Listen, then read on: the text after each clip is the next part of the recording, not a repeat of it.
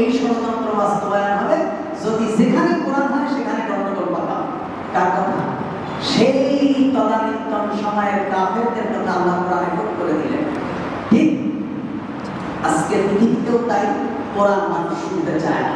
এই মসজিদে কোরআন তেলাওয়াত পছন্দ করে না, কোরআনের তাফসীর পছন্দ করে না, কিতাব পছন্দ করে। সকালবেলা কোরআন বাদ দিয়ে কিতাব পড়ে আছে না? আরে ভাই এই কোরআন কি? কোরআন আল্লাহ রাসূল বলছেন মান কারা কোরআন হারফান ফালাহু আশারু আমসালিহা লা তাকুনু আলিফ লাম মিম হারফুন বাল আলিফুন হারফুন লামুন হারফুন মিমুন হারফুন।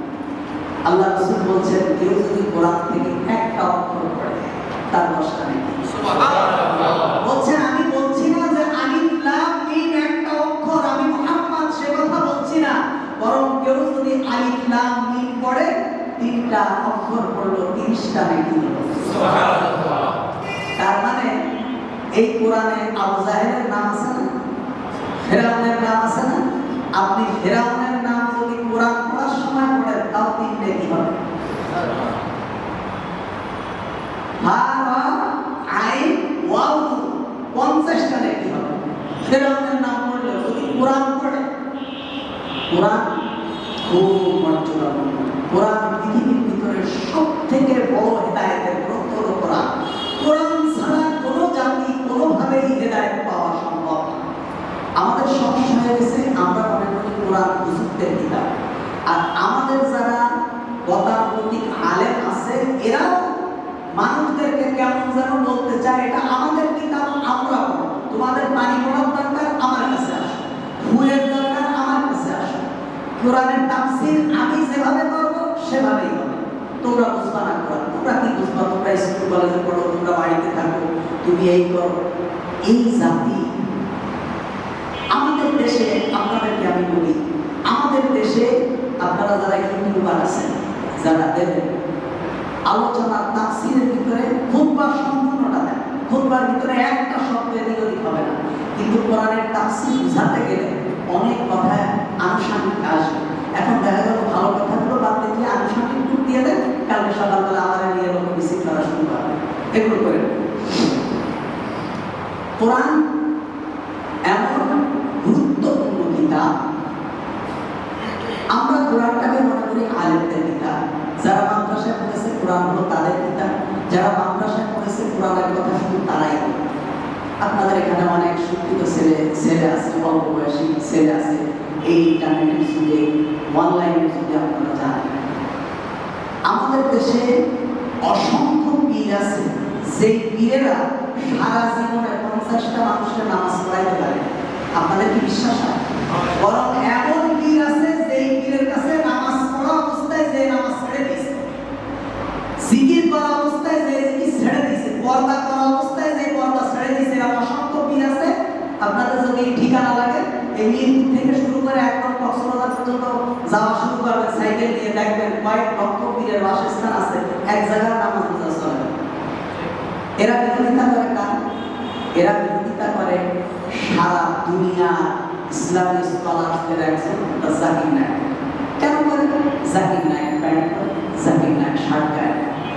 জাকির নায়েকের বিরোধিতা যারা করে, যে মাওলানা করে, যে মুফতি সাহেব করে, যে হাজী সাহেব করে, যে পীর সাহেব করে, এই মাওলানা, এই পীর সাহেব, এই মুফতি সাহেব সারা জীবনে 50টা মানুষকে নামাজ পড়াইতে পারে, অথচ এই জাকির নায়েকের হাতে শত শত মানুষ ইসলাম গ্রহণ করেছে, অমুসলিম থেকে ইসলাম গ্রহণ করেছে। আমরা কেন বিরোধিতা করব? আমাদের বুঝতে হবে যে আমি কি করছি, আমি কি করছি সেটা। এজন্য কোরআনের কিতাব আমরা পড়েছি, মাদ্রাসায় আমরা পড়েছি, উনি ডাক্তার মানুষ, চিকিৎসা করেন, ওনার কোরআন বলার কি দরকার? তাই রাসূল সাল্লাল্লাহু আলাইহি ওয়াসাল্লামের একটি হাদিস আমি আপনাদেরকে শোনাই। আল্লাহ রাসূল বলেছেন, বাল্লিগু আন্নী ওয়ালাউ আয়া। যদি একটা শব্দ, একটা আয়াত তুমি জানো, সেটা জাতির কাছে পৌঁছায় দাও। আর আপনি যদি জানেন যে নামাজ এইভাবে করতে হবে, আপনি যদি জানেন যে বিসমিল্লাহ বলে ওযু করতে হয়, এই একটা শব্দ যদি আপনি জানেন, আপনার আরেক ভাইয়ের কাছে পৌঁছায় দাও আপনার দায়িত্ব। এখন আপনি যদি আরেকজন যদি বলে তুমি প্যান্ট পরো, তুমি লোকের মশলা দিয়ে বেড়াতে, আরে ভাই আমি যেইটা জানি এইটা বলছি, যেইটা জানি না এটা তো আমি বলি না। এটা তো কারো বাপ দাদার সম্পদ না। কোরআন কোনো ব্যক্তির জন্য অবতীর্ণ হয়নি, কোরআন অবতীর্ণ হয়েছে গোটা মানব গোষ্ঠীর জন্য। সুবহানাল্লাহ। এই কোরআন গোটা মুসলিম মিল্লাতের এক শ্রেষ্ঠ সম্পদ। এই কোরআন গোটা মানব গোষ্ঠীর জন্য সর্বশেষ এবং সর্বশ্রেষ্ঠ হেদায়েত গ্রন্থ। এই কোরআন মানুষের জীবনের কথা বলে, অর্থনীতি রাজনীতির কথা বলে, সম্পদ আহরণ এবং তার সঞ্চয় বিতরণ এবং খরচের সীমা পরিসীমা নির্ধারণ করে কোরআন। এ কোরআন নারীর অধিকারের কথা বলে, অসহায় এতিম বিধবা নির্যাতিত নিপীড়িত শোষিত বঞ্চিত অবহেলিত মানুষের অধিকারের কথা বলে এই কোরআন। এই কোরআন বিজ্ঞান দর্শনের কথা বলে। এ কোরআন হাজার বছরের আগে ভুলে যাওয়া ইতিহাসকে তুলে ধরে। এ কোরআন সাদা কালো বর্ণ বৈষম্য দূর করে মানুষকে মানুষের সমান অধিকার প্রদান করে আল্লাহ তাআলা। এই কোরআন, এই কোরআনে আছে উত্তরাধিকারী আইন, এই কোরআনে আছে ফৌজদারি দণ্ডনীতি, স্বরাষ্ট্রনীতি, পররাষ্ট্রনীতি, যুদ্ধনীতি, চুক্তিনীতি সহ অসংখ্য আইনের সমাহার আল্লাহ তাআলা এই কোরআন। এই কোরআন একাধারে তাওহীদ, রিসালাত, জান্নাত, জাহান্নাম, পারিবারিক আইন সহ হাজারো সমস্যার সমাধানের কথা বলে আল্লাহ তাআলা এই কোরআন। এই কোরআন তামাম গোষ্ঠীর জন্য একটা প্রেসক্রিপশন। আল্লাহ তাআলা হাবিব সাল্লাল্লাহু আলাইহি ওয়াসাল্লাম বলেন লা তুহসা আজাইবু। এই কোরআনের আশ্চর্য ধরনের বিস্ময়কারিতা শেষ হওয়ার নয়। এই কোরআন মানুষ যত গবেষণা করে তত এই কোরআন থেকে মানুষ শুধু নতুন নতুন নতুন নতুন তথ্য পেতে থাকে। সুবহানাল্লাহ। এই কোরআন যত গবেষণা করছে তত নতুন নতুন তথ্য এই কোরআন থেকে বের হচ্ছে। কোরআন এবং সায়েন্সের উপর আমি কয়েকটি খুতবা দেব, তখন ইনশাআল্লাহ বিস্তারিতভাবে আলোচনা করব। লা তুহসা আজাইবু, এই কোরআনের আশ্চর্য ধরনের বিস্ময়কারিতা শেষ হবার নয়। ওয়ালা তুবলা ওয়ালাইবু, এই কোরআন কখনো পুরাতন হয় না। এই কোরআন যে পড়ে তার কাছে ভালো লাগে। এই মসজিদের ইমাম পড়ে একরকম লাগে, ওই মসজিদের ইমাম পড়ে আরেক রকম লাগে। কাবা শরীফের ইমাম আব্দুর রহমান সুদাইসি যখন কোরআন পড়ে মনে হয় আল্লাহ তাআলা কোরআন মনে হয় এখন অবতীর্ণ করলেন। সুবহানাল্লাহ। কোরআন পুরাতন হয় না। কোরআন এমন একটি কিতাব, পৃথিবীতে আপনি দেখান এই কোরআনের নাম কোরআন হলো কেন? মানে কোরআন শব্দের অর্থ হলো বার যা পাঠ করা হয়। একটি বই আপনি পৃথিবীতে দেখান যে বইটা মানুষ বুঝেও পড়ে না বুঝেও পড়ে। একটা বই পৃথিবীতে নেই যে বইটা মানুষ না বুঝে পড়ে। আপনি একটি উপন্যাস পড়ছেন, যত ভালো লেখকের উপন্যাস হোক না কেন, সেই উপন্যাসের যত প্রশংসাই আপনি শোনান না কেন, উপন্যাসের সাহিত্যের ভাষা যদি আপনি না বোঝেন, এর মর্মার্থ যদি আপনার উপলব্ধি না হয়, আপনি এক পেজ দুই পেজ করে উপন্যাসটা রেখে দেবেন। যেহেতু এটা বুঝছেন, কিন্তু এই কোরআন এমন একটা কোরআন যে কোরআন মানুষ বুঝেও পড়ে না বুঝেও পড়ে। হাজার হাজার বছর ধরে মানুষ শুধু পড়ে। সুবহানাল্লাহ। এই কোরআন কখনো পুরাতন হয় না। আল্লাহ রাসূল বলছেন ফি মাসাবিকুল হুদা, এটা হলো হেদায়েতের দলিল। হেদায়েত পেতে গেলে কোরআনের কাছে আসতে হবে। কোরআন ছাড়া হেদায়েতের কোনো সুযোগ নেই। কোন মুসলমান যদি কোরআন ছাড়া অন্য কোনো রাস্তা দিয়ে হেদায়েত পেতে চায়, মনে করতে হবে সে গোমরাহ হয়ে গেছে। কারণ হেদায়েতের জন্যই তো আল্লাহ কোরআন পাঠালেন। যেই সমাজে চুরি ডাকাতি ছিনতাই রাহাজানি বর্বর নিজের মাকে বিবাহ করা বোনকে বিবাহ করার মতো মানে এমন প্রসূত যে সমাজে ছিল, এই সমাজটাকে পরিবর্তন করার জন্যই কেবলমাত্র আল্লাহ তাআলা কোরআন অবতীর্ণ করলেন। সুতরাং ফিহি মাসাবিউল হুদা, এই কোরআন হলো হেদায়েতের দলিল। মান ক্বালা বিহি সাদাকা, আল্লাহ রাসূল বলেন এই কোরআন থেকে যারা কথা বলবে তারাই একমাত্র সত্য কথা বলবে। কোরআন দিয়ে যে কথা আপনারা কথা যখন শুনবেন, যে কোনো আলেমের কাছে আপনারা কথা শুনলে বলবেন হুজুর কোরআন আর হাদিস দিয়ে কথা বলেন। আপনার বাবার কথা, খাজা বাবার কথা, ঈশ্বরের কথা, অমুকের কথা, তমুকের কথা, আউলিয়ার কথা শোনার জন্য আমরা আসি। কারণ আল্লাহ রাসূলের কোরআন, অসংখ্য হাদিস এবং আল্লাহর কোরআনের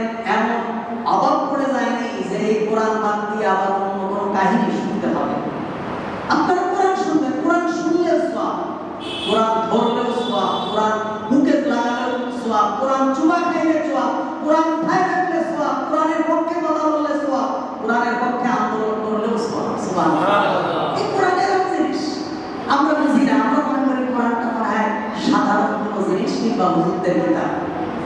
আল্লাহ রাসূল সাল্লাল্লাহু আলাইহি ওয়াসাল্লাম বলেছেন, মান ক্বালা বিহি সাদাকা, কোরআন থেকে যারা কথা বলবে এরাই একমাত্র সত্য কথা বলবে।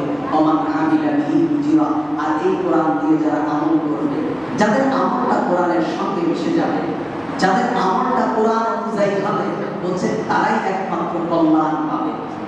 আল্লাহ রাসূল সাল্লাল্লাহু আলাইহি ওয়াসাল্লাম বলেছেন, ওমান দাআ ইলাইহি হুদিয়া ইলা সিরাতিল মুস্তাকিম, এই কোরআনের দিকে যারাই আহ্বান করবে তারাই একমাত্র সঠিক রাস্তার দিকে আহ্বান করবে।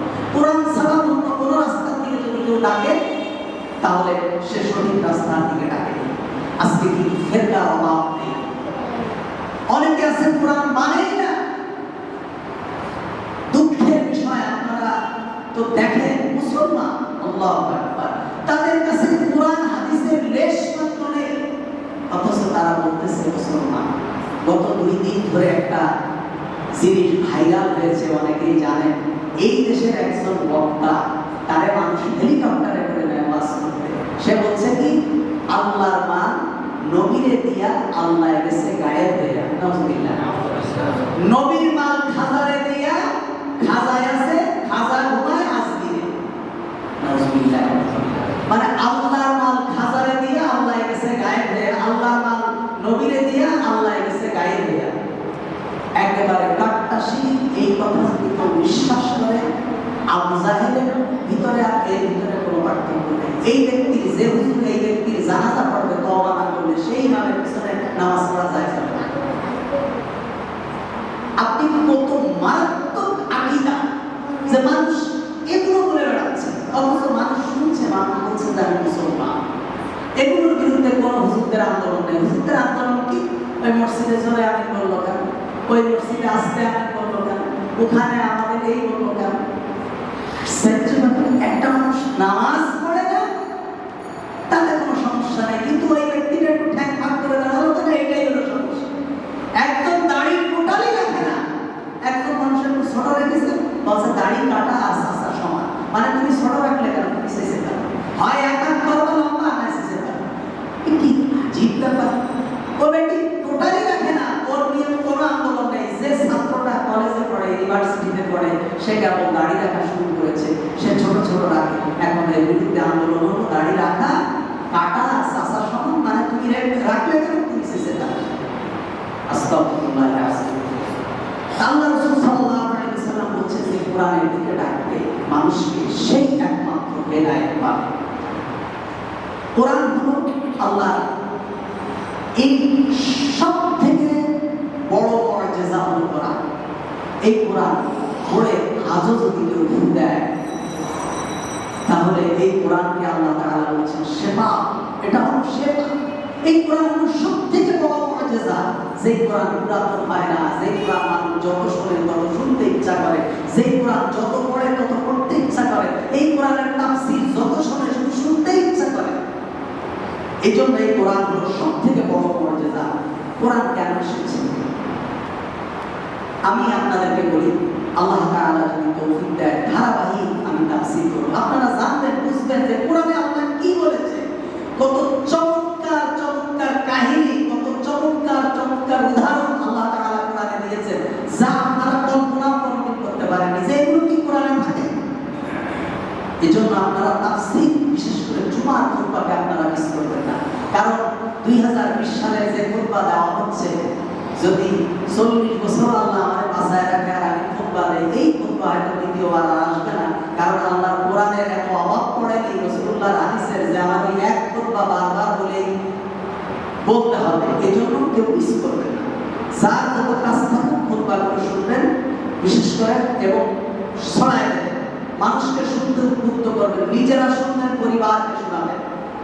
কারণ এখানে শুধু কোরআন এবং সুন্নাহর কথা বলা হবে, এর বাইরে কোনো কথা বলা হবে না। আল্লাহ কোরআন কেন এসেছে? কোরআন এসেছে মানুষকে হিদায়াত করার জন্য, হুদাল লিন-নাস। আল্লাহ তাআলা বলেন, আল্লাযী উনজিলা ফীহিল কুরআন, আমি কোরআন অবতীর্ণ করেছি হুদাল লিন-নাস, মানুষের হিদায়াতের জন্য।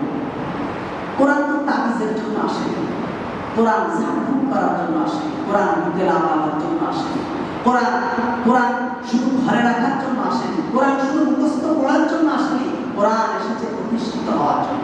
কোরআন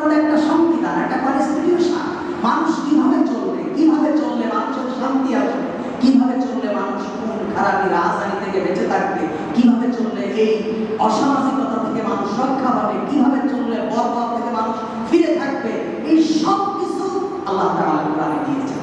এটাই হলো কোরআন। আমি আপনাদেরকে বলি, আমাদের এই যে দেশ চলে, দেশের একটা সংবিধান আছে না? আচ্ছা, এই সংবিধানটা যদি কেউ পড়লো না, মানলো না, সংবিধানটারে একটা তাবিজ বানায় গলায় ঝুলায় রাখলো, রাস্তায় পুলিশ আছে, পুলিশের গলায় বাংলাদেশের সংবিধানের একটা বড় তাবিজ বানায় দিয়ে দিল, বললো বাচ্চারা তুমি দাঁড়ায় থাকো। পুলিশ কিন্তু কোনো কাজ করে না, তাহলে কি কোনো লাভ হবে? যদি সংবিধান মানে সংবিধান অনুযায়ী যদি সার্ভিস দেয়, তাহলে দেশ ভালো চলবে, পুলিশের দায়িত্ব পালন করা হবে। এই কোরআন তো সেই সংবিধান, যেই সংবিধান গলায় রাখার জন্য আল্লাহ অবতীর্ণ করেননি। আমি কোরআন পড়লাম না, বুঝলাম না, কোরআন মানলাম না, গলায় ঝুলায় রাখলাম, এই কোরআন দিয়ে জাতির কোনো উপকার হবে না। কোরআন তাবিজের জন্য আসেনি। আর আল্লাহ শপথ করে বলছি, আল্লাহ রাসূল সাল্লাল্লাহু আলাইহি ওয়াসাল্লাম জীবনে কখনো কোনোদিন তাবিজ লেখেননি। তাবিজ লেখেননি, ঝাড়ফুঁক করেছেন, তাবিজ লেখেননি। এজন্য তাবিজ এর ব্যাপারে কঠোর হাদিস আছে। অনেক সাহাবী বলেছেন যে ব্যক্তি তাবিজ ঝুলায় সে আল্লাহর সঙ্গে শিরক করে। তাবিজ ঝুলানোর জন্য আসে, কোরআন এসেছে প্রতিষ্ঠিত হওয়ার জন্য, কোরআন এসেছে মানুষ কোরআন দিয়ে আমল করবে। তাই আল্লাহ তাআলা বলেছেন, হাযা কিতাবুন আনজালনাহু মুবারাকান, এই কিতাব হলো আমি অবতীর্ণ করেছি, এই কিতাব হলো বরকতময়। ফাত্তাবিউহু, এই কোরআন তোমরা অনুসরণ করো। কোরআনের যে কথাগুলো আছে সবগুলো তোমরা অনুসরণ করো। মনে রাখতে হবে, কেউ যদি মুমিন কাফের হতে চায়, গোটা কোরআনকে অবিশ্বাস করার দরকার নেই। কোরআনের যে কোনো একটা অক্ষরকে যদি কেউ, শব্দকে যদি অস্বীকার করে, সে কাফের হবে। কাফের হতে গেলে গোটা কোরআনকে অস্বীকার করার প্রয়োজন নেই। কিন্তু যদি কোনো ব্যক্তি মুমিন হতে চায়, গোটা কোরআনকে তার বিশ্বাস করতে হবে, গোটা কোরআনকে মানতে হবে। গোটা কোরআনের যদি কোনো একটি আয়াত, কোনো একটি শব্দ, কোনো একটি আইন যদি মনে হয় এই আইনটা আল্লাহ কেন দিলেন, বাস সে কাফের হয়ে যাবে। কোনো আইন অমান্য করার কোনো সুযোগ নেই। কেন? আল্লাহ তাআলা বলেছেন, আফাতুমিনুনা বিবাদিল কিতাবি ওয়া তাকফুরুনা বিবাদ, তোমরা কি কোরআনের কিছু অংশ মানবা আর কিছু অংশ মানবা না? তোমাদের যেটা সুবিধা সেটা তো সেইগুলো মানবা, আর যেটা তোমাদের স্বার্থের ক্ষতি হয়, যেটা করলে তোমাদের রাজনৈতিক সমস্যা হয়, যেটা করলে তোমাদের ব্যবসা ভালো চলে না, যেটা করলে তোমরা পুঁজিবাদী অর্থনীতি কায়েম করতে পারবা না, সেগুলো মানবা না। শুধু নামাজ, রোজা, হজ, যাকাত যেগুলো করলে কেউ কিছু বলে না, এগুলো মেনে মুমিন হবা। আফাতুমিনুনা বিবাদিল কিতাবি ওয়া তাকফুরুনা বিবাদ, ফামা জাযাউ মান ইয়াফআল যালিকা মিনকুম ইল্লা খিজিউন ফিল হায়াতিদ দুনিয়া ওয়া ইয়াওমাল কিয়ামাতি ইয়ারুদ্দুনা ইলা আশাদ্দিল আযাব। কোরআনের সঙ্গে যারা এই আচরণ করবে, যে কোরআনের কিছু মানবে, কিছু মানবে না, কিছু বিশ্বাস করবে, কিছু বিশ্বাস করবে না, এই আচরণ যারা কোরআনের সঙ্গে করবে, আল্লাহ তাআলা বলেছেন তারা দুনিয়ার জীবনে লাঞ্ছিত হবে, অপমানিত হবে। তাদের দুনিয়ার জীবন হবে খুব সংকীর্ণ, তাদের দুনিয়ার জীবন হবে খুব অপমানজনক। দেখেন না কত অপমান, আর কত অপমান। কত বড় বড় বুদ্ধিজীবী মরার আগে মানে কুকুরের দিকে তাকানো যায়, ওদের দিকে তাকানো যায় না, চেহারা বিকৃত হয়ে যায়। ছেলে থাকে এক জায়গায়, মেয়ে থাকে এক জায়গায়। জাহাঙ্গীরনগর ইউনিভার্সিটি ডক্টর আনোয়ার, ইউটিউবে সার্চ দেন, সমস্ত টেলিভিশনগুলো খবর করেছে। জাহাঙ্গীরনগর ইউনিভার্সিটি পদার্থবিজ্ঞানের খুব সম্ভব উনি একজন শিক্ষক, প্রফেসর। ছেলে থাকে অস্ট্রেলিয়ায়, মেয়ে থাকে কানাডায়, আর বেচারা থাকে গাজীপুর বৃদ্ধাশ্রম। সারা জীবন কষ্ট করেছে, ইউনিভার্সিটি লিখছে। ওর কাছে যে ছাত্র পড়েছে, আমার মনে হয় একটা ছাত্র তার বাপ মারে দেখবে না, কারণ শিক্ষকের ছাত্ররাই বাপ মারে দেখে না, সেই আছে বৃদ্ধাশ্রমে, তো ওর ছাত্ররা আর কি দেখবে? বুঝলেন? কারণ কি?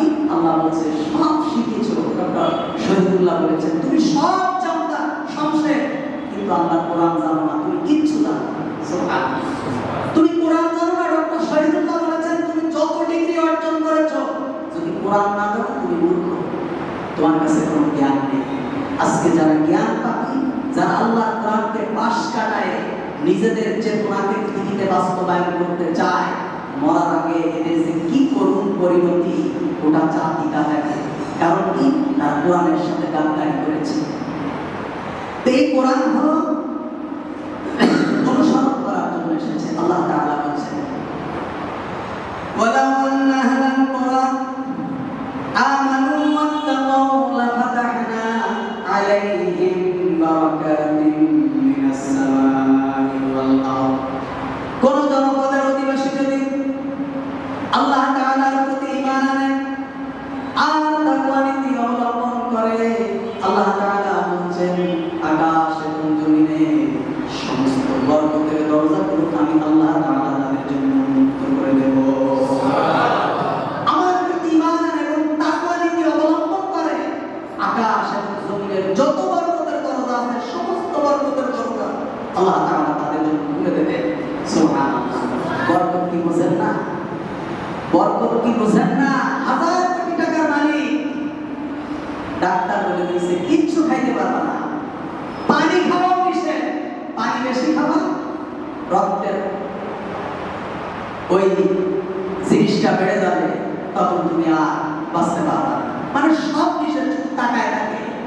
হাজার হাজার কোটি টাকার মালিক কিচ্ছু খাইতে পারে না। গরুর মাংস খাওয়া হারাম, হাসির নাম শুনলেও কবিরা গুনাহ। হাঁস তো ওর বাড়ির আঙিনায় আসা নিষেধ। কোন ধরনের ফল ফুল শাকসবজি কিচ্ছু খাবে না। কলিজা বেঁচে গেছে, নাভিতে কোনো এনে কৃত্রিম উপায় বেঁচে আছে, তারপরও জবান দিয়ে একবার আল্লাহ বের না। আল্লাহ বলতেছেন আমি করেছি, তোমার রিজিক আমি সংকীর্ণ করে দিয়েছি, তোমার রিজিককে আমি উঠাই দিয়েছি, জীবন থেকে বরকতকে সরাই দিয়েছি। কারণ তোমার জীবনে একটা বিরাট সময় তুমি পেয়েছো, আমি আল্লাহ তাআলা গোলামি তুমি করনি, বরং আমার গোলামি থেকে তুমি ফিরাই দিয়েছো। আল্লাহ তাআলা বলেন ফাইম্মা ইয়াতিয়াকুম মিন্নি হুদান ফামান তাবিআ হুদায়া ফালা খাউফুন আলাইহিম ওয়ালা হুম ইয়াহজানুন। আমার কোরআন যারা, আমার পক্ষ থেকে যে কোরআন এসেছে, এই কোরআনকে যারা অনুসরণ করবে, অনুকরণ করবে, তাদের পার্থিব জীবনে কোনো ভয় থাকবে না। চুরি ডাকাতি ছিনতাই রাহাজানি সন্ত্রাস কোন ধরনের ভয় তাদের থাকবে না। ওয়ালা হুম ইয়াহজানুন, এবং পরকালীন জীবনে তাদের কোনো চিন্তাও থাকবে না। সারা বাংলাদেশ জরিপ করে ৩,০০০ টাকা বেতন, ৪,০০০ টাকা বেতন, ৫,০০০ টাকা বেতনে মসজিদে চাকরি করে হুজুররা। একজন হুজুরের বাপ বৃদ্ধাশ্রমে আছে, সারা বাংলাদেশ হুজুরের নেই। অথচ এই ঢাকা টাউনে হাজার হাজার কোটি টাকার মালিক কত বছর ছেলে মেয়ে ডাক্তার, আরেকজন প্রশাসনে চাকরি করে। বাপরে রাত ৩টার সময় উত্তরায় ফেলে গেছে, আমার ১৩ নম্বরের বাসার পাশে, পুলিশে উদ্ধার করেছে, মানে ফেলে গেছে। খোঁজ নিয়ে দেখে তাদের উত্তরায় কয়েকটা বাড়ি। দুঃখের কথা বলবো কি, সারা দুনিয়ায় যে অর্থমন্ত্রী ছিলেন, অর্থের চাকা ঘুরাইছে, আমাদের দেশের অর্থমন্ত্রী বাবা মা ওর ছেলে ধরে বাড়তে বের করে দিয়েছে। দেখেন কি আপনারা? হ্যাঁ, কারণ কি ওর ছেলেই ঘর থেকে বের করে দিয়েছে, ঘরে ঢুকতে দেয় না। আল্লাহ বলতেছে আমি করি, আমি যারা অপমান করে পৃথিবীর কেউ তাকে সম্মান দিতে পারে না। আমি যাকে সম্মানিত করি পৃথিবীর কেউ তাকে অপমানিত করতে পারে না। এটা আমার কোরআনের বর্ণনাতে হয়। আল্লাহ তাআলা বলেন এই কোরআনে যা আছে একেবারে যা আছে সব আমার কথা। আল্লাহ বলেন আমার কথা। এখানে রাসূলের একটা শব্দও নেই। সুবহানাল্লাহ, এটা আমার কথা, আমি এই ভাষায় কথা বলি। আল্লাহ বলেন এই কোরআনের ভাষায় আমি কথা বলি। এজন্য রাসূল সাল্লাল্লাহু আলাইহি ওয়াসাল্লাম বলেন তোমরা কি আল্লাহর সঙ্গে কথা বলতে চাও তাহলে কোরআন পড়ো। তোমরা যদি আল্লাহর সঙ্গে কথা বলতে চাও কোরআন পড়ো। এটাই হলো আল্লাহর ভাষা। আল্লাহ তাআলা বলেন ওয়ালাউ তাকাওয়ালা আলাইনা বা'দা লাকাবিন লা খাযনা মিনহু বিল ইয়ামিনি সুম্মা লাকাতা'না মিনহু ওয়াতিন। আমার রাসূল যদি নিজের থেকে কোনো কথা বলে যদি কোরআনের মধ্যে ঢুকায় দিত, আমি আল্লাহ তাআলা আমার রাসূলের ডান হাত খানা চেপে ধরতাম আর কণ্ঠনালীকে আমি আল্লাহ কেটে ফেলে দিতাম। তার মানে কোরআনের যত কথা আছে বিসমিল্লাহ পা থেকে শুরু করে মিনাল জিন্নাতি ওয়ান নাসের সিন পর্যন্ত যতগুলো কথা এই কোরআনের মধ্যে কোট করা আছে, আল্লাহ তাআলা বলেন সব কিছু আমার কথা, সব কিছু আমি আল্লাহ খুলে খুলে বর্ণনা করে দিয়েছি। কোন কারো কথা নেই এখানে, সুতরাং অবিশ্বাস করার কোন সুযোগ নেই। আল্লাহ তাআলা বলছেন কোরআন মানবা না, কোরআন মানবা না, তোমাদের পরিণতি কি হবে শুনো। আমান আ'রাদা আন যিকরি ফাইন্না লাহু মাঈশাতান দানকা। যে ব্যক্তি আমার কোরআন থেকে মুখ ফিরায় নেয়, কোরআন পড়ে না, কোরআন মানে না, এমনি নামাজগুলো সব করে কিন্তু কোরআন মানে না, কোরআন পড়েও না, কোরআন বুঝেও না, আমান আ'রাদা আন যিকরি ফাইন্না লাহু মাঈশাতান দানকা। আল্লাহ তাআলা বলেন পার্থিব জীবনে তারা অপমানিত হবে, পার্থিব জীবন তাদের সংকীর্ণ হবে, পার্থিব জীবনে তারা লাঞ্ছিত হবে কোরআন না মানার কারণে। ওয়ানাহশুরুহু ইয়াওমাল কিয়ামাতি আ'মা, এটা তো দুনিয়ার অবস্থা। আর কিয়ামতের দিন আমি তাদেরকে অন্ধ বানায় দেব, তারা চোখে দেখবে না, হাসরের মাঠে চোখে দেখবে না। ওয়ানাহশুরুহু ইয়াওমাল কিয়ামাতি আ'মা, আমি অন্ধ বানায় দেব। তখন তারা কি বলবে? ক্বালা রাব্বি লিমা হাশারতানি আ'মা ওয়া কাদ কুনতু বাসীরা। আল্লাহ, আমি তো দুনিয়ার চক্ষু মানছিলাম, আমার তো চোখ ছিল। আমি শুনেছি রাসূলুল্লাহ বলেছেন দুনিয়ায় যার চোখ আছে, যে যে অবস্থায় আছে কিয়ামতের দিন সেই অবস্থায় উঠবে, শহীদরা রক্ত ঝরা অবস্থায় উঠবে। আমার তো চোখ ছিল, এখন আমি অন্ধ কেন? আল্লাহ তাআলা বলবেন ক্বালা কাযালিকা আতাতকা আয়াতুনা, পৃথিবীতে আমার কোরআন তোমাদের কাছে গিয়েছিল, আমার এই আয়াতগুলো তোমার কাছে গিয়েছিল, ফানাসিতাহা, সেদিন তুমি আমার কোরআন থেকে মুখ ফিরায় নিয়েছিলে, সেদিন আমার কোরআনের দিকে তুমি দেখোনি। এই কারণে আজকে আমি আল্লাহ তাআলা তোমার দিকে ফিরে তাকাবো। কত মারাত্মক কথা! সুতরাং ভাই, এই কোরআনের বিরোধিতা করার কোনো সুযোগ নেই। আমি বলছি, কোন ব্যক্তি যদি সারা জীবন মদ খায় কাফের হবে। কোন ব্যক্তি যদি সারা জীবন মদ খায় কাফের হবে, কবিরা গুনাহ করবে। আবার এই ইউটিউবে কেটে দিয়ে বলেন না যে হুজুর বলেছে যে মদ খেলে কাফের হবে না, মানে মদ খাওয়া যায়, তাই কিন্তু কালকে সকালবেলা এখানে মিছিল শুরু হয়ে যাবে হুজুরের বিরুদ্ধে। মাঝে মিছিল করার একটা আছে হুজুরের বিরুদ্ধে, সমস্যা নেই এটা। কিন্তু কেউ বিসমিল্লাহ বলে এক ফোঁটা মদ খায় কাফের হয়ে যাবে, তার ঈমান থাকে। কি বললাম? যদি কেউ সারা জীবন মদ খায় কাফের হবে না, কিন্তু যদি বিসমিল্লাহ বলে এক ফোঁটা খায় সে ব্যক্তি একেবারে নমশুদ্ধ কাফের, কালিমা না পড়লে মুসলমান হতে পারবে না। তদ্রূপ আপনি কোরআনের কোনো আইন যদি না মানতে পারেন, আমরা দুর্বল, আমরা অনেক কিছুই মানতে পারি না, আমরা এই তাবুকি পৃথিবীতে বাস করে অনেক কিছুই মানতে পারি না, আমরা অর্থনৈতিকভাবে সুমুক্তভাবে চলতে পারি না 100%। আমরা এখানে যাকাত ভিত্তিক অর্থনৈতিক ব্যবস্থা আমরা প্রতিষ্ঠিত করতে পারিনি, আমরা আমাদের সমাজে নামাজ কায়েম করতে পারিনি, আমরা আমর বিল মা'রুফ ওয়া নাহyi আনিল মুনকার করতে পারিনি, অনেক কিছু ত্রুটি আমাদের আছে, আমরা করতে পারিনি। তার জন্য আল্লাহ তাআলা আমাদেরকে ক্ষমা করবেন হয়তো। কিন্তু যদি কোরআনের কোনো আইন না মানি, এটা আল্লাহ তাআলা আমাদের ক্ষমা করতে পারেন। কিন্তু যদি কোরআনের কোনো একটা শব্দকে আমি মানিও না, আবার অস্বীকার করি, যে কিসের কথা? আল্লাহ তাআলা পুরুষদের যা দিলেন মহিলাদেরকে অর্ধেক দিলেন কেন? আল্লাহ তাআলা এটা ভালো করেননি, নাউযুবিল্লাহি মিন যালিক। আল্লাহ তাআলা তো হুকুম ছাড়া গাছের পাতাও নড়ে না, তাহলে আমি যে জিনা করছি এটাও আল্লাহর হুকুম। নাউযুবিল্লাহ। আছে না অনেক বুদ্ধিজীবী বলে আমি চুরি করি এটাও আল্লাহর হুকুম, আমি ঘুষ খাই এটাও আল্লাহর হুকুম। অনেক বুদ্ধিজীবী আছে না? হ্যাঁ, এইগুলো পড়ার জন্য যারা শিক্ষিত আছেন, প্যারাডক্সিক্যাল সাজিক 2 খণ্ড আছে, এটা পড়বেন, বই পড়বেন, বই পড়বেন। আমার সারা জীবন উপন্যাসের উপর দিয়ে গেছে। আমি কাশালী নামবকর থেকে শুরু করে রবীন্দ্রনাথ, আমার সেটাকে বিশ্বাস করা আমাদের ঈমানের দাবি।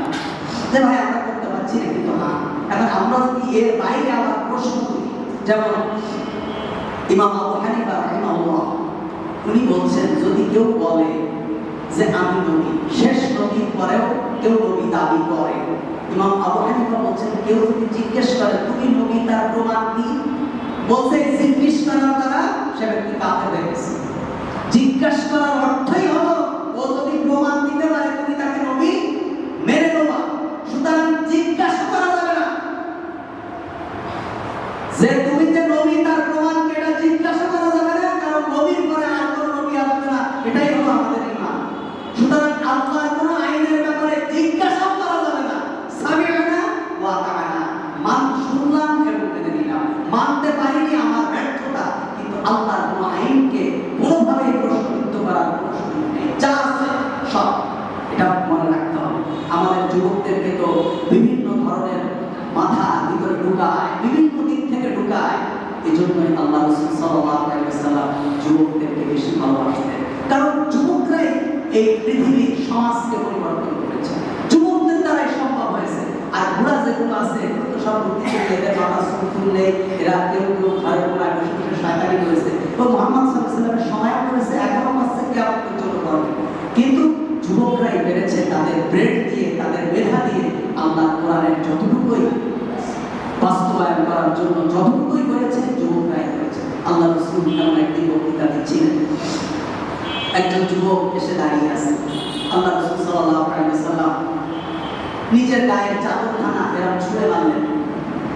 জারি রাদিয়াল্লাহু তাআলা দিকে বললেন, জারি তুমি আমার চাদরের উপরে বসো, তুমি দাঁড়িয়ে আছো কেন? ও যুবক, জারি তুমি চাদরের উপরে বসো। যুবক বললেন, চাদরখানা নিয়ে চুমা খেলেন, খেয়ে বললেন, আকরামাল্লাহ কামা আকরামতানি ইয়া রাসূলুল্লাহ। আল্লাহ, আপনি, আমি যুবক জারিকে আপনি যে সম্মান করেছেন, আল্লাহ আপনার সম্মানকে বাড়িয়ে দিন। সুতরাং আল্লাহ রাসূল সাল্লাল্লাহু আলাইহি ওয়াসাল্লাম এখন যুবকদেরকে বিভিন্ন ভাবে মানুষ শুধু ওদের ব্রেন ওয়াশ করছে, কেউ নাস্তিক হচ্ছে, কেউ বেঈমান হচ্ছে, কেউ অপরাজনীতির সাথে জড়িয়ে যাচ্ছে, অপসংস্কৃতির সাথে জড়িয়ে যাচ্ছে, যার কারণে বিভিন্ন ধরনের নেশা দ্রব্য আজকে যুবকরা তাদের জীবনকে ধ্বংসের একেবারে দ্বার প্রান্তে দাঁড় করিয়েছে। আজকে ইয়াবার ব্যবসা কে করে? মাদ্রাসার ছাত্ররা করে, হেফজখানার ছেলেরা করে, সব করে। একদম টপ লেভেলে ইউনিভার্সিটিতে যারা পড়ে এরাই করে। কি হচ্ছে পরিণতিতে? এক ভাই আরেক ভাইকে গুলি করছে, সন্তান পিতাকে গুলি করে দিচ্ছে, রাস্তায় মা বাবাকে বের করে দিচ্ছে, মা বাবাকে বৃদ্ধাশ্রমে দিচ্ছে। কত ধরনের সম্পূর্ণ কাহিনী হলো এই সন্তানদেরকে আল্লাহর কোরআন এবং রাসূলুল্লাহ সাল্লাল্লাহু আলাইহি ওয়াসাল্লামের সুন্নাহ শেখানো হয়নি। এই কারণে আল্লাহ তাআলা বলেছেন, ইন্না নাহনু নাযালনা যিকরা ওয়া ইন্না লাহু লাহাফিজুন। এই কোরআন আমি অবতীর্ণ করেছি, এই কোরআন হেফাজত আমি করব। সুতরাং আমরা যদি কোরআন না মানি আল্লাহর কিচ্ছু যায় আসে না। আমি যদি কোরআন না পড়ি আল্লাহর কিচ্ছু যায় আসে না। আমি আর আপনি কোরআন পড়বো তো আমি আর আপনি জাহান্নাম থেকে বাঁচার জন্য, আমি আর আপনি নামাজ পড়বো তো আমি আপনি জাহান্নাম থেকে বাঁচার জন্য, আমি আর আপনি ইবাদত করবো তো আমার আপনার জীবনের গুনাহ ক্ষমা করার জন্য। এখানে আল্লাহর কিচ্ছু আসে যায় না, কারণ এই কোরআন তো আমার জন্য এসেছে। কোরআন আল্লাহ রক্ষণাবেক্ষণ করবে। আজকে বুঝেন, একটা বাংলা বই আমরা মুখস্থ রাখতে পারি না, একটা ইংলিশ প্যারাগ্রাফ আজকে মুখস্থ করেছি, তা 5 দিন পরে আর মনে নেই। ছোট্টবেলায় ক খ গ ঘ কয়েক কোটি বার পড়েছি, আজকে যদি বলা হয় ক খ গ ঘ থেকে একদম শেষ পর্যন্ত বড় বলতে পারবো না।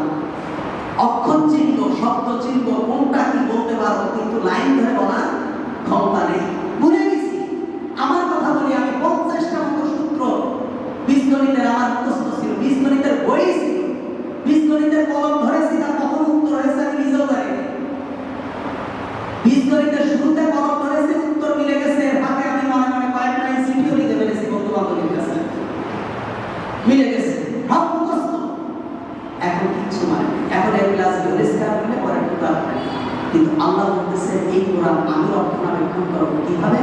7 বছরের একটা সন্তান, 6 বছরের একটা সন্তান, 3 মাসে, 4 মাসে, 40 দিনে, 45 দিনে, 6 মাসে গোটা কোরআন সিনার ভিতরে গেঁথে ফেলেছে। আল্লাহ বলছে আমি গেঁথে দেই। সুবহানাল্লাহ। আল্লাহ বলছে আমি করে দেই। কি একটা আশ্চর্য ব্যাপার! ছোট্ট একটা বাচ্চা বক্তব্যে যায়, কোরআন পড়ে মুখস্থ করে। আল্লাহ বলছেন ইন্না নাহনু নাযালনা যিকরা ওয়া ইন্না লাহু লাহাফিজুন। এই কোরআন আমি অবতীর্ণ করেছি, এই কোরআন রক্ষণাবেক্ষণ আমি করব। 1988 সালে খুব সম্ভব ভারতের দিল্লি, ভারতের কলকাতা হাইকোর্টে এই কোরআন বন্ধের জন্য একটা রিট করা হয়েছিল। যারা ইতিহাস জানে তারা বলতে পারবে যে কোরআন ভারতের মাটিতে চলতে পারে না, কোরআনকে ব্যান করে দাও। যেদিন চূড়ান্ত সিদ্ধান্ত হবে সেদিন এক হিন্দু ভদ্রলোক উনি কোর্টে গেলেন। কোর্টে গিয়ে বললেন যে জাজ সাহেব আমার একটু কথা বলার আছে। কি বললেন? আপনি যে কোরআন বন্ধ করে দেবেন বলছেন, পৃথিবীর যত ধর্মীয় গ্রন্থ আছে সমস্ত ধর্মীয় গ্রন্থকে যদি আপনি পোড়ায় দেন, কোন ধর্মগুরু সারা পৃথিবীতে খুঁজে পাওয়া যাবে না যে সেম আরেকটি ধর্মীয় গ্রন্থ রচনা করে দেবেন। কিন্তু আপনি এই কোরআন ভারত থেকে কেন গোটা পৃথিবী থেকে যদি কোরআনগুলোকে পোড়ায় দেওয়া হয়, নদীর পানিতে চুবায়ে নষ্ট করে ফেলা হয়, এই পৃথিবীতে হাজারো হাজারো লক্ষ লক্ষ হাফেজে কোরআন বিদ্যমান যে মুহূর্তের ভিতরে আরেকটি কোরআন তৈরি হয়ে যাবে।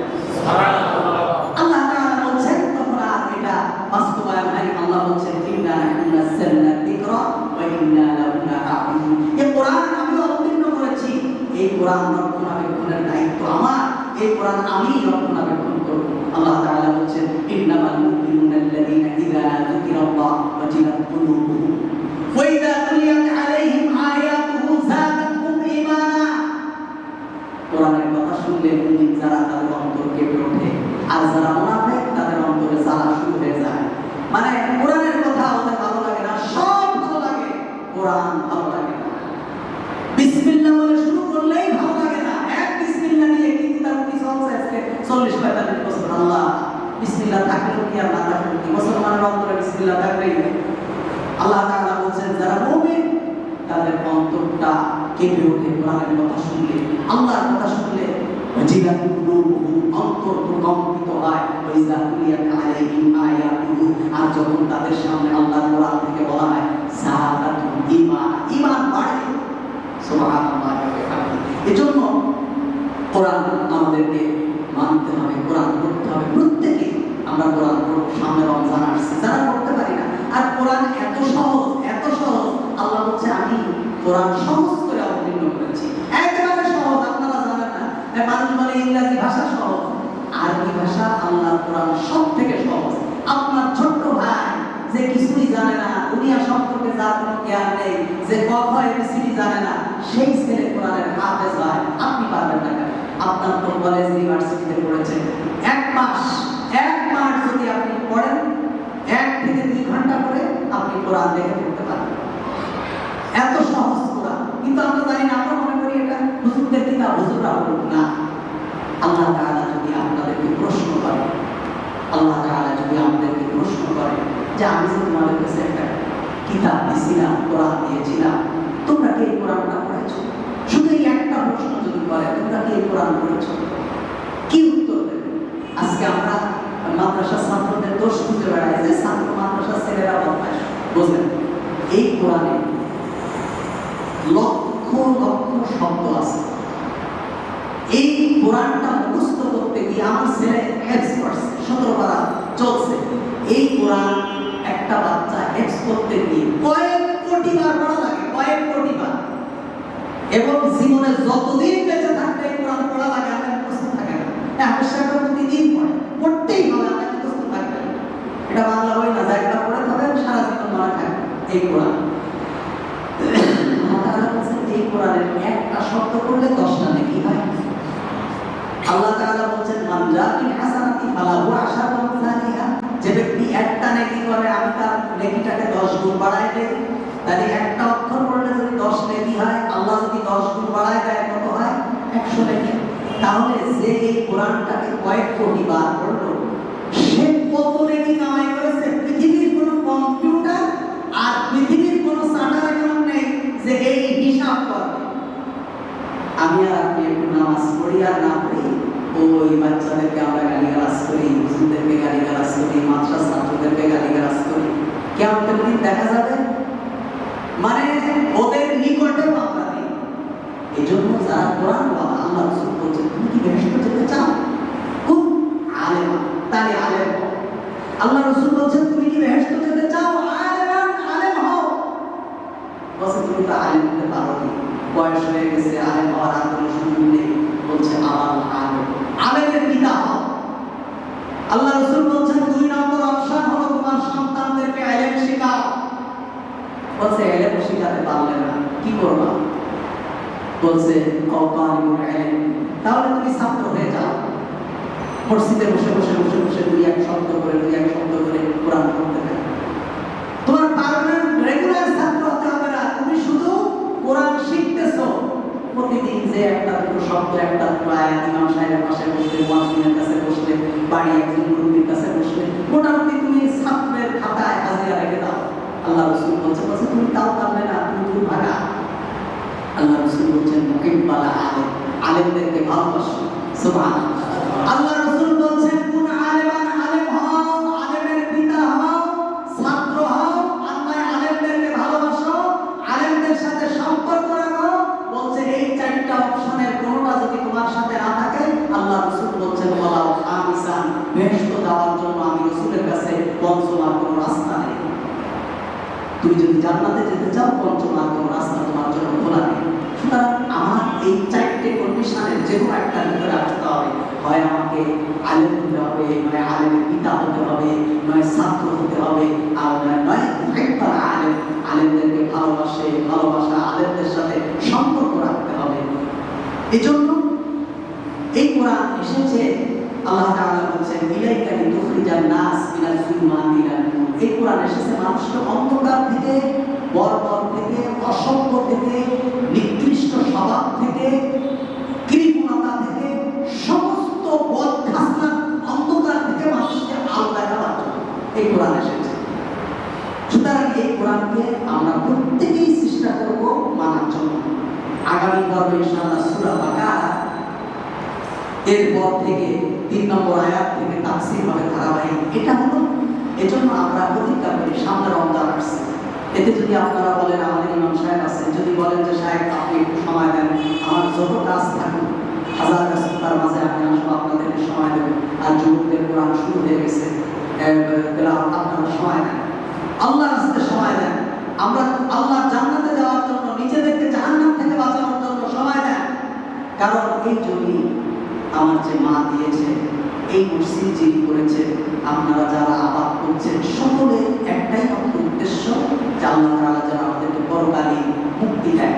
এখন এই উদ্দেশ্যকে সামনে রেখে আমরা অবশ্যই এই কোরআনের ছাত্র হব। রাজি আছেন ইনশাআল্লাহ? সব মঙ্গল দিন আপনারা পড়বেন, এক লাইন করে পড়বেন। উদাহরণ আপনি জানেন, আপনি কেন কারো পিছনে ঘুরবেন, আপনি নিজে জানেন।